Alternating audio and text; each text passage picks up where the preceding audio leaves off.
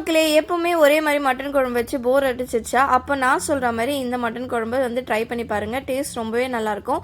மசாலாலாம் வறுத்து அரைச்சி செய்யும்போது அதோட டேஸ்ட்டே தனிதாங்க. அதுக்கு ஃபஸ்ட்டு நம்ம ஒரு மசாலா ரெடி பண்ணிக்கலாம். 2 டேபிள் ஸ்பூன் தனியாக, 1 டேபிள் ஸ்பூன் மிளகு, சீரகம், சோம்பு, 2லேருந்து 3 ஏலக்காய், கொஞ்சமாக பட்டை. இப்போ காரத்துக்கு ஏற்ற மாதிரி காஞ்ச மிளகா ஆட் பண்ணிக்கோங்க. கலருக்காகவும் நான் காஷ்மீர் மிளகாவும் இது கூட ஆட் பண்ணியிருக்கேன். இது நல்லா ட்ரை ரோஸ்ட் பண்ணிவிட்டு கடைசியாக கொஞ்சமாக கருவேப்பிலை தூவி இதையும் நல்லா ட்ரை ரோஸ்ட் பண்ணிவிட்டு ஒரு சைடு எடுத்து வச்சுக்கோங்க. இப்போ அதே கடையில் கொஞ்சமாக எண்ணெய், ஒரு மீடியம் சைஸ் வெங்காயம், தக்காளி, கொஞ்சமாக துருவின தேங்காய் சேர்த்து நல்லா இந்த அளவுக்கு தக்காளி குழையிற அளவுக்கு நல்லா வதக்கிக்கோங்க. இதையும் ஒரு சைடு எடுத்து வச்சுட்டு மசாலா அரைக்கும் போது இந்த மசாலா ஃபஸ்ட்டு அரைச்சிட்டு அதுக்கப்புறம் வெங்காயம், தக்காளி இது கூட கசகசை சேர்த்து நல்லா ஃபைன் பேஸ்ட்டாக தண்ணி ஊற்றி நல்லா அரைச்சிக்கோங்க.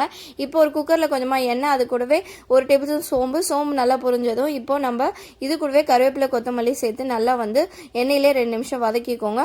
இது நல்ல ஃப்ளேவர் கொடுக்கும். இப்போ இது கூடவே வாஷ் பண்ணி வச்சுருக்க மட்டன் சேர்த்து 2 டேபிள் ஸ்பூன் இஞ்சி பூண்டு பேஸ்ட்டு, உப்பு தேவையான சேர்த்து நல்லா ஒரு 2லேருந்து 3 நிமிஷம் நல்லா மட்டனை ஆயிலே நல்லா ஃப்ரை பண்ணிவிட்டு இப்போ நம்ம அரைச்சி வச்சுருக்க மசாலா சேர்த்து அது கூடவே தேவையான அளவு தண்ணி ஊற்றி அது கூடவே உப்பு, இது கூட தேவையான அளவு உப்பு சேர்த்து நல்லா கலந்து விட்டுட்டு இப்போ ப்ரெஷர் குக்கரை லிட்டு போட்டு க்ளோஸ் பண்ணிவிடுங்க. நான் இன்னைக்கு இதுக்கு 4லேருந்து 5 விசில் வச்சேன். உங்களுக்கு மட்டன் எவ்வளோ தேவையோ அதுக்கேற்ற மாதிரி வச்சுக்கோங்க. 4 விசில் வந்ததுமே பார்த்தீங்கன்னா ப்ரெஷர் எல்லாம் ரிலீஸ் ஆனதும் ஓப்பன் பண்ணி பார்த்தீங்கன்னா சூப்பரான மட்டன் குழம்பு ரெடி ஆயிடுச்சு. இன்னைக்கு சில ஒயிட் ரைஸ், மட்டன் குழம்பு, மட்டன் ஈரல் வச்சு சூப்பராக லஞ்ச் சாப்பிட்டு முடிச்சிட்டோம். நாளைக்கு பார்ப்போம். பாய்.